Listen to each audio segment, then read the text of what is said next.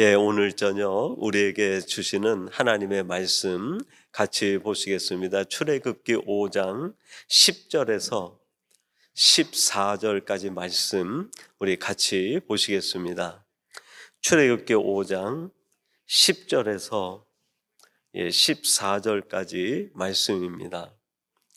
우리 찾으셔서 한 절씩 교독하시고 14절 말씀은 우리 같이 봉독하도록 하겠습니다.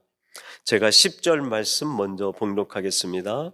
백성의 감독들과 기록원들이 나가서 백성에게 말하여 이르되 바로가 이렇게 말하기를 내가 너희에게 짚을 주지 아니하리니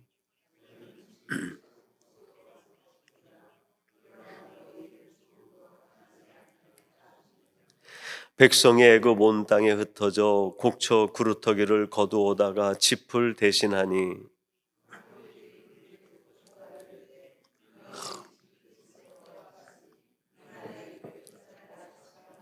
우리 같이 봉독합니다. 바로의 감독들이 자기들이 세운 바 이스라엘 자손의 기록원들을 때리며 이르되 너희가 어찌하여 어제와 오늘에 만드는 벽돌의 수요를 전과 같이 채우지 아니하였느냐 하니라. 아멘. 오늘 화요 예배는 주신 말씀 출애굽기 5장 10절에서 14절 말씀을 갖고 풍랑을 보지 말고 풍랑 속에 하나님을 보라 하는 제목으로 하나님의 말씀을 전하도록 하겠습니다. 신앙이라고 하는 것은 저는 선택이다, 그렇게 생각을 합니다. 우리에게 들려오는 하나님의 말씀, 그 말씀이 내게 들려오게 되면 세상은 그 말씀을 따르지 못하게 하기 위해서 다른 음성을 우리에게 들려줍니다. 그래서 신앙생활하는 성도들에게 늘 이 두 가지 음성 속에서 갈등을 하게 돼요. 하나님이 내게 주신 말씀과 그 말씀에 대하여 세상이 말하는 음성, 그 둘 사이에서 갈등을 하는데 신앙이란 세상이 주는 음성이 아니라 그럼에도 불구하고 하나님의 말씀을 따르기로 결단하는 것이 신앙이라고 하겠습니다. 출애굽기 4장 31절 말씀에 보면 하나님이 보낸 모세가 이스라엘 백성들에게 애굽 땅에 있는 백성들에게 하나님의 말씀을 전합니다. 31절에 이렇게 말씀이 나와요. 백성이 믿으며 여호와께서 이스라엘 자손을 찾으시고 그들의 고난을 살피셨다 함을 듣고 머리 숙여 어떻게 했다고요? 경배하였더라. 모세를 통해서 하나님이 주신 그 말씀이 이스라엘 백성들에게 전달됐을 때 이스라엘 백성들이 그 하나님의 말씀을 그대로 받아들이고 경배하고 동의했다, 그렇게 따르기로 결단했다, 그런 의미예요. 그러면 끝이어야 되는데 오늘 본문 10절 세상의 반격이 시작이 됩니다. 백성들의 감독들과 기록원들이 나가서 백성에게 말하여 이르되 누가? 바로가 이렇게 말하기를 내가 너희에게 짚을 주지 아니하리니. 하나님께서 우리에게 들려주시는 말씀은 때때로 우리에게 너무 추상적이고 이상적으로 보일 때가 많아요. 성경에 있는 하나님의 말씀을 가만히 보면 야, 이걸 내가 어떻게 현실에서 이걸 이렇게 지키지? 내가 있는 삶의 현장에서 이 말씀을 어떻게 내가 구현해내고 이 말씀을 내가 삶으로 살아내지? 하나님의 말씀이 너무 어렵고 하나님의 말씀을 그대로 살아낸다는 것이 쉽지가 않아요. 때때로는 너무 이상적이고 너무 비현실적인 그런 하나님의 말씀들이 성경 속에 많이 있어요. 예를 들면 이런 거죠. 원수를 사랑하라.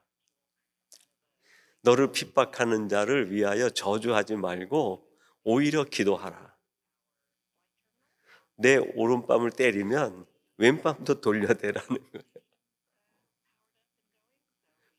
내 옷을 달라고 하면 겉옷 속옷 따지지 말고 다 주라는 거예요. 오리를 가자 하면 십리를 가라는 거예요.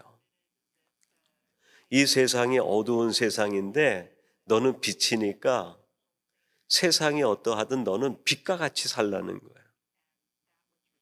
너희는 소금이니까 세상이 부패하든 어떠하든 너는 소금의 맛을 잃지 말라는 거예요. 그 단어는 다 뜻이 이해가 돼요. 근데 그 말씀대로 살아간다는 것이 현실적으로 얼마나 어려운지 몰라요. 그래서 그 하나님의 말씀을 따라야지 하는데 그 하나님이 주신 말씀에 대하여 세상이 다른 얘기를 하는 거예요. 야, 원수를 어떻게 사랑하니? 원수를 사랑한다고 하면 끝까지 사랑하지 말고 한 번만 살짝 용서해봐. 오히려 그게 현실적이지 않아요? 어떻게 한 번 때리면 반대쪽 돌려대니 너도 같이 쳐야지. 그래야 네 권리를 찾지. 하나님의 말씀이 내게 들려와서 그렇게 살아야지라고 마음에 다짐을 하려고 하면 언제나 세상이 그 말씀에 대한 다른 반격의 말씀을 주세요. 음성이 들려요. 그래서 현실 속에 살아가는 우리들이 조금은 이상적이고 어떻게 보면 비현실적인 하나님의 말씀보다 현실적인 세상의 소리를 더 우리가 가까이 듣고 그쪽으로 마음이 쏠리게 돼요. 그럴 때 과감하게 세상의 소리가 아니라 힘들고 어려워도 하나님의 말씀을 그대로 따라보고 실천해 보는 거예요. 세상의 말을 들으면 우리는 자꾸 내 삶이 악순환의 악순환을 이루어갑니다. 삶의 변화가 일어나는 것이 아니라 변질이 이루어져요. 근데 신기하게 하나님의 말씀은 너무 어려운데 과감하게 그 말씀대로 한번 해보면 기적 같은 일이 일어나요. 도저히 안 될 것 같은데 일이 풀리는 거예요. 그게 반복되고 반복되면 어느새 내 믿음이 자라고 성품이 변해 있어요. 신앙적 성숙이 이루어지는 거죠. 그래서 저는 신앙이란 선택이다. 하나님이 내게 주시는 말씀 어렵지만 과감하게 실천해 보는 거예요. 그 말씀을 내가 구현해 보는 거예요. 마리아에게 그 성령님이 오셔서 지금 내가 잉태한 그 아기는 성령으로 잉태된 것이니 장차 그 아기를 낳으면 예수라 하라. 처녀가 아기를 가졌는데 이게 현실적으로 이해가 됩니까? 근데 마리아는 지금 아기를 잉태한 것과 동시에 천사들을 통해서 성령을 통해서 주신 그 말씀을 잉태한 거예요. 예수님이 요한복음 1장에 보면 말씀이 잉태되어 우리 가운데서 눈에 보이니까 그분이 독생자 예수라고 얘기합니다. 마리아가 말씀을 품고 말씀을 잉태하여 해산하니까 예수님이 되시는 거예요. 신앙생활은 너무 간단해요. 하나님이 내게 주신 말씀을 내 삶을 통해서 구현해내는 거예요. 그 말씀을 내 삶으로 살아내는 거예요. 많은 것을 하지 않아도 내가 할 수 있는 한 가지, 그거를 살아내면 그게 기적인 거예요. 예수님께서 이 땅에 태어나는 게 그게 기적 아닙니까? 말씀이 나를 통해서 구현되는 게 기적인 거예요. 하나님이 우리를 통해서 보시고 싶은 것이 그거죠. 근데 우리들이 이렇게 말씀을 품어가지고 내가 구현하기 위해서 결단하게 되면 세상은 가만히 있지 않아요. 그때부터 어떻게 할까요? 거센 풍랑을 몰아치기 시작을 해요. 11절 말씀 한번 주목해 보세요. 너희는 짚을 찾을 곳을 가서 주우라. 그러나 너희 일은 조금도 감하지 아니하리라 하셨느니라. 이스라엘 백성들이 바로의 말을 듣지 않고 모세를 통해서 주신 하나님의 말씀을 따르기로 결정하니까 바로 애굽으로부터의 큰 고난의 바람이 풍랑이 몰아치기 시작하는, 우리가 하나님의 말씀을 따라야지 하면 순풍이 부는 게 아니라 역풍이 불어요. 내가 하나님의 말씀대로 살아야지라고 굳게 결심하면 모든 게 나를 도와주는 게 아니라 어떻게 보면 그동안 나와 가까웠던 모든 주변이 다 반대하고 일어서는 거예요. 풍랑에 부딪히고 반대에 부딪히는 거예요. 조금 더 감하지 아니하리라. 더 거세진다는 거예요. 그럼에도 불구하고 더 믿음으로 말씀을 붙들고 나가려고 하면 어떤 일이 생길까요? 풍랑이 돌을 더하는 거예요. 14절에 이렇게 말씀합니다. 바로의 감독들이 자기들이 세운 바 이스라엘 자손의 기록원을 때리며 이르되 너희가 어찌하여 어제와 오늘에 만드는 벽돌의 수요를 전과 같이 채우지 아니하였느냐 하니라. 이제 애굽의 관리들이 이스라엘 백성들을 통제하기 위해서 이스라엘 백성 가운데 사람들을 뽑아가지고 이스라엘 백성들이 만드는 일들을 관리하게 했어요. 기록원들. 이스라엘 백성들이 집을 찾아가지고 그걸로 벽돌 수요를 만드는데 곡식 그 가지까지 전부 꺾어가지고 만드는데도 벽돌 수요를 만들어내지 못하는 거예요. 그러니까 어떻게 합니까? 애굽의 관리들이 누구를 때려요? 이스라엘의 자기 동족 기록원을 때리는 거예요. 여러분, 사람이 가장 마음이 아플 때는 내가 고통당할 때 아픈 것보다 내가 가장 마음을 주고 아끼고 사랑하는 대상이 내 눈앞에서 고통당하는 걸 볼 때 그게 더 고통스러운 거예요. 그 로마와 그 일본에서 크리스찬들을 박해할 때 가장 악랄한 박해가 뭐냐면 그 예수 믿는 가족이 끌려오면 부모들이 보는 앞에서 아이들을 체벌을 하고 아이들에게 고난을 주다가 아이들을 비참하게 죽이는 거예요. 그게 부모들에게는 자기가 죽는 것보다 더 큰 고난이죠. 세상이 우리에게 어디까지 고난을 줄까요? 차라리 나에게 고난을 주면 괜찮아요. 내가 고난의 짐을 지고 내가 고통을 갖고 내가 그냥 십자가를 지고 걸어가면 그거 내가 감당하고까지 어떻게 하든지 이겨낼 수 있어요.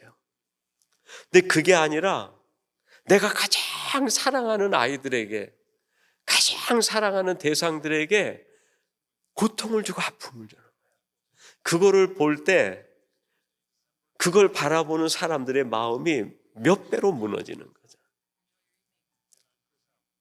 세상에 우리 크리스찬들이 뭐가 가장 아픈지 너무 잘 알아요. 우리들이 뭐가 가장 슬퍼하는지 그걸 너무 잘 알아요. 그 집요하게 그걸 공격하는 거예요.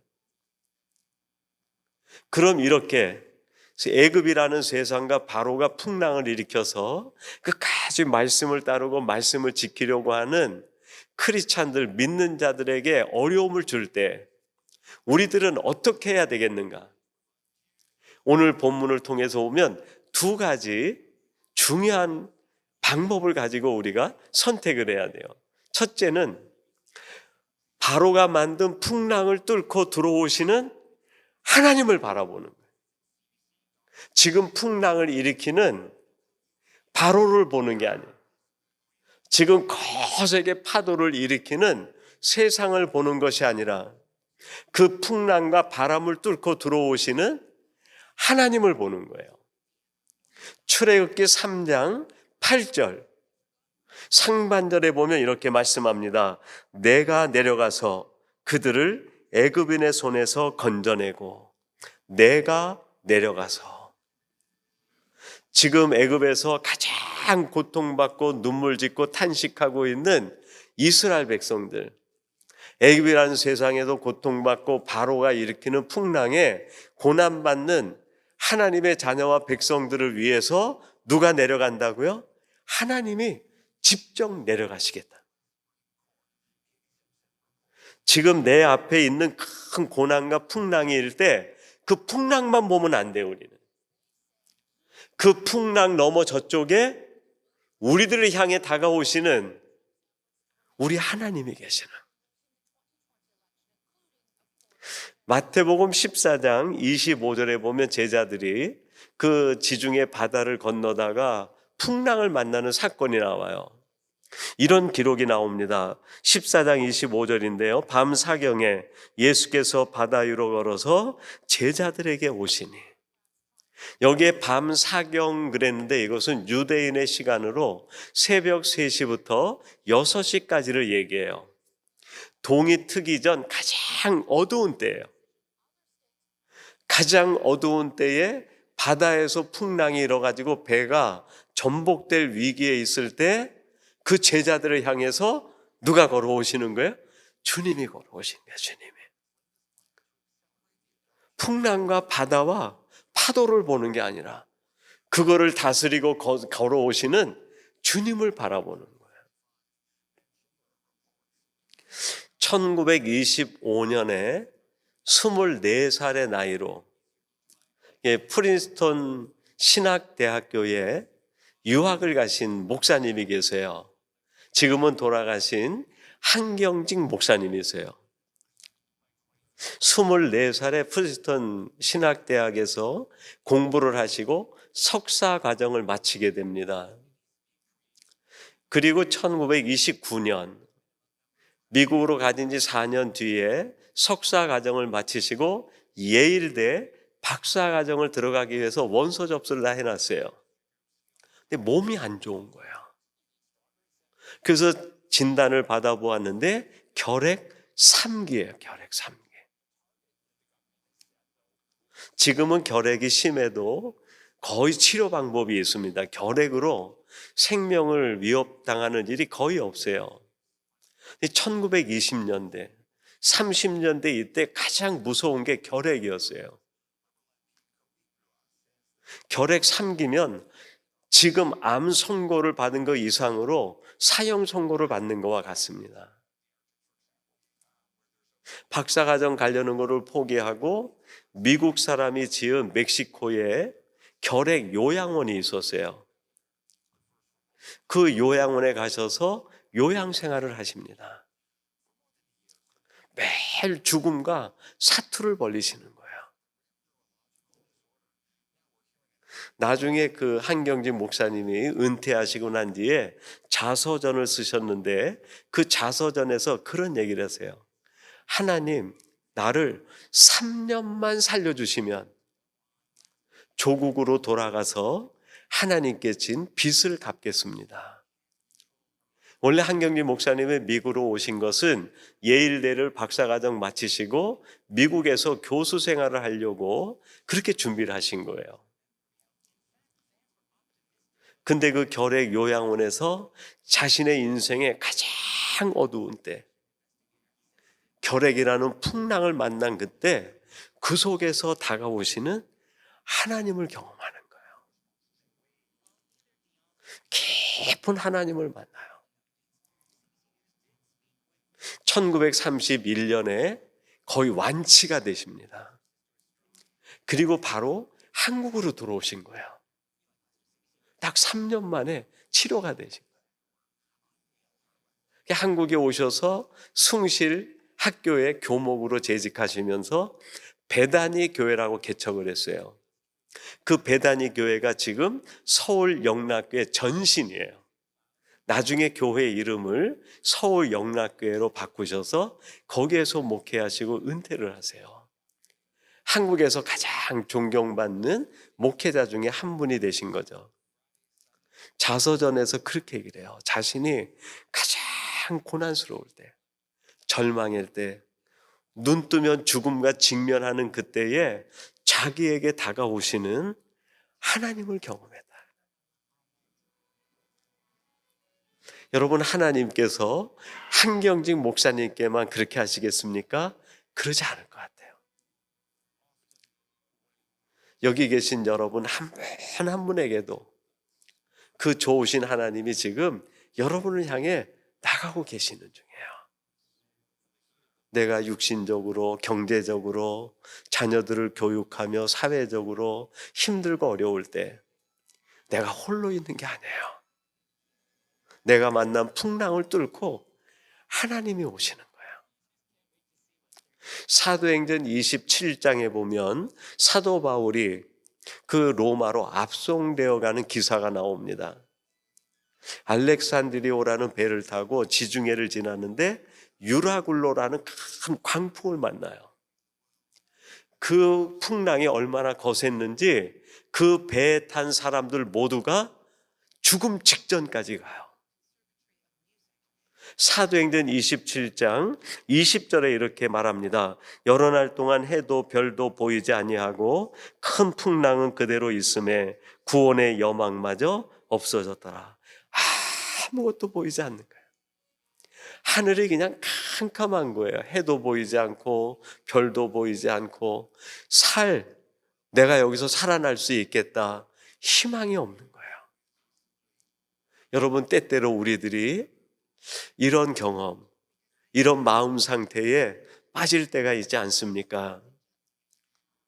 그때 내 눈에는 풍랑만 보이지만 그 풍랑 넘어 하나님이 지금 나에게 다가오고 계시는, 그 풍랑 속에 있는 사도 바울을 향해서 하나님이 다가오시는 거예요.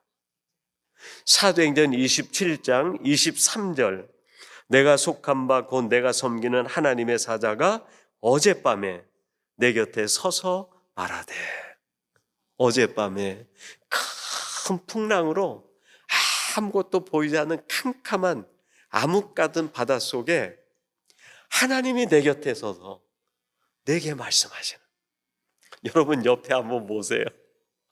하나님이 지금 다 여러분 곁에 서 계시는 거예요. 내가 홀로 있는 게 아니에요.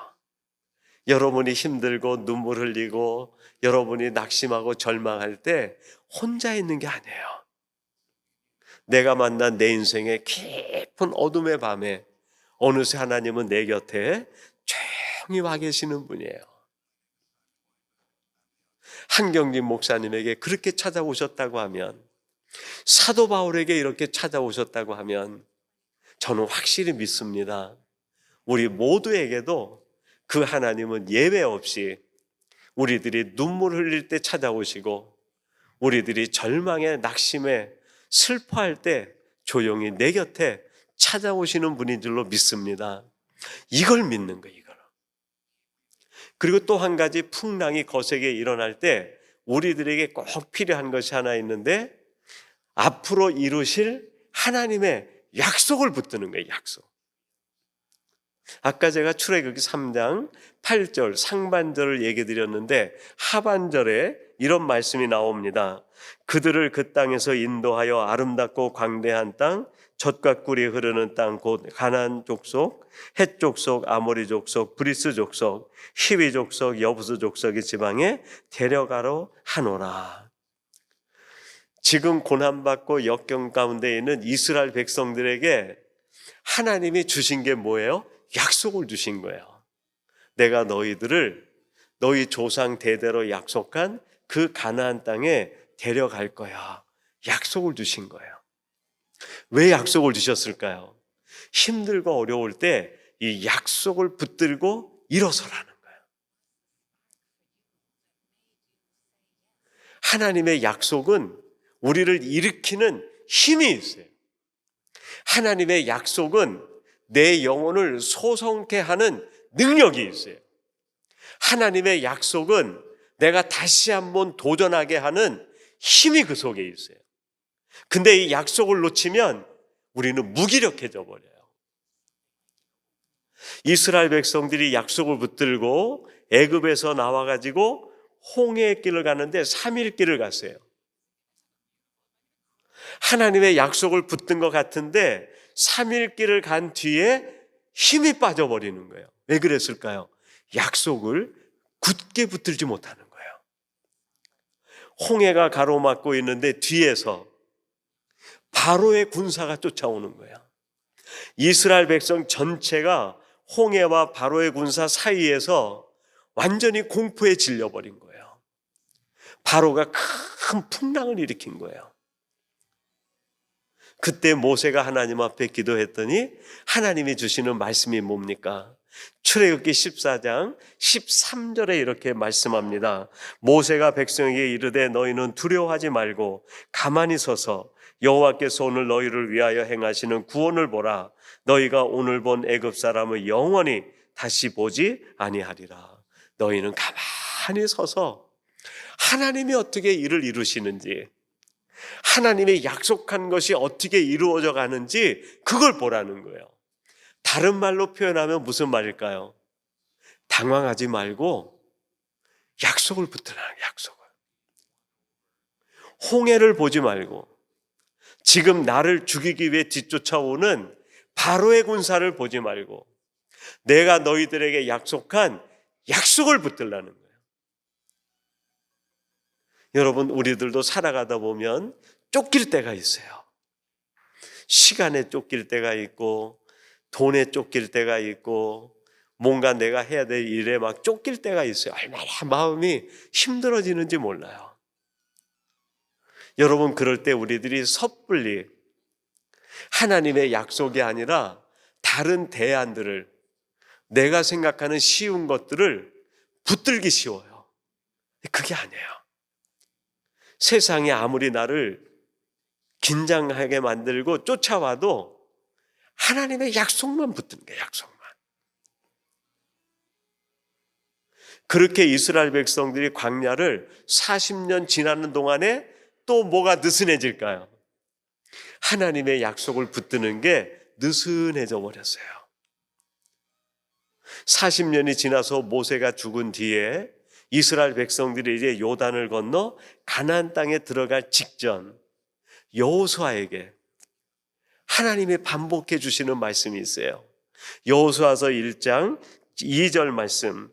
내 종 모세가 죽었으니 이제 너는 이 모든 백성과 더불어 일어나 이 요단을 건너 내가 그들 곧 이스라엘 자손에게 주는 그 땅으로 가라. 이스라엘 백성들이 하나님에 붙든 약속이 느슨해질 때 하나님이 오셔서 다시 권고하시고 다시 재촉하는 말씀이 뭐예요? 말씀을 다시 붙들라는 거예요. 약속을 다시 붙들라는 거예요. 요단을 보지 말고 약속을 붙들라는 거예요. 이스라엘 백성들이 약속을 붙들고 어떻게 합니까? 요단을 건너 가나안 땅들을 점령해 나가기 시작을 해요. 사도 바울 역시 유라굴로 풍랑을 만났을 때 한밤중에 하나님이 곁에 오셔서 바울에게 준 것이 뭘까요? 약속을 주셨어요. 약속. 그게 사도행전 27장 24절 말씀인데 이렇게 말씀합니다. 바울아 두려워하지 말라. 내가 가이사 앞에 서야 하겠고 또 내 하나님께서 너와 함께 항해하는 자를 다 내게 주셨다 하였으니 약속을 주신 거예요. 바울아 두려워하지 말라. 내가 가이사 앞에 서야 되겠고 이 배 안에 있는 모든 사람들의 생명을 내가 다 너에게 맡겼다. 약속을 주신 거예요. 여러분, 우리가 가는 하나님 앞에 나가는 천성에 이르기까지 하나님이 우리에게 주시는 약속이 있어요. 너는 반드시 의인으로 믿음의 사람으로 천국에 서야 될 테니 내가 그때까지 너를 지켜줄게 하시는 약속이에요. 우리만 그렇게 지켜주실까요? 아니에요. 하나님은 우리 자녀들 한 사람 한 사람에게 내가 너의 자녀들 책임져 줄게. 내가 너의 자녀들 저 천국에 이를 때까지 내가 반드시 세상의 모든 풍랑 속에서도 지켜줄게 약속하시는 거예요. 여러분, 어떻게 우리 자녀들을 지킵니까? 내 눈앞에 있을 때는 내가 뭘 해줄 수 있지만 내 눈을 벗어나면 우리들이 할 수 있는 게 아무것도 없어요. 하나님이 보호해 주시고 하나님이 지켜주시고 하나님이 책임져 주지 않으시면 우리들은 할 게 아무것도 없어요.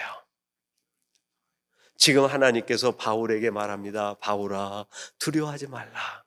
내가 반드시 로마에 가서 가이사 앞에 설 거야. 그때까지 내가 너를 지켜줄게. 이 말을 조금 패러디해서 우리에게 적용하면 어떻게 됩니까? 사랑하는 나의 자녀들아, 걱정하지 마. 너의 인생, 너의 삶 내가 완벽하게 지켜주고 내가 책임져 줄게. 너희의 자녀들 내가 책임져 줄게. 그 말씀이시죠. 여러분, 신앙이라고 하는 것은 선택입니다.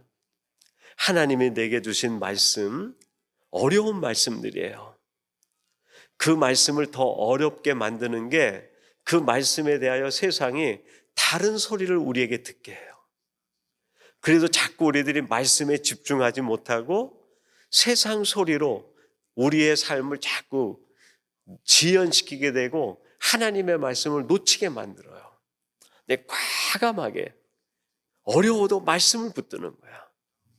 그래서 말씀이 하나라도 나를 통해서 구현되는 것, 그게 기적이에요. 그 속에서 놀라운 능력이 나타나고 하나님의 역사가 이루어지고 내게 오는 기쁨이 말할 수 없는 기쁨이 생겨요. 이걸 하지 못하게 세상은 끊임없이 풍랑을 일으킵니다. 우리들이 가장 아파하는 게 뭔지 알아요. 그래서 그걸 건드리는 거예요. 그래서 우리를 낙심하게 만들고 더 갈등하게 만들어요. 그런 일이 다가올 때 낙심하지 마시고 그 풍랑을 뚫고 들어오시는 하나님을 보는 거예요. 그리고 어느새 조용히 내 곁에 서서 얘야 힘들지 위로해 주시는 그 하나님을 보는 거예요. 그리고 끝까지 내게 약속해 주신 내가 너를 지켜줄게, 내가 너와 함께 할게 약속을 붙드는 거야. 오늘 이 화요 예배 나오신 여러분들이 이런 풍랑 속에 하나님을 보며 말씀을 삶으로 구현해낼 수 있는 진정한 하나님의 사람들이 되시기를 주님의 이름으로 축원합니다.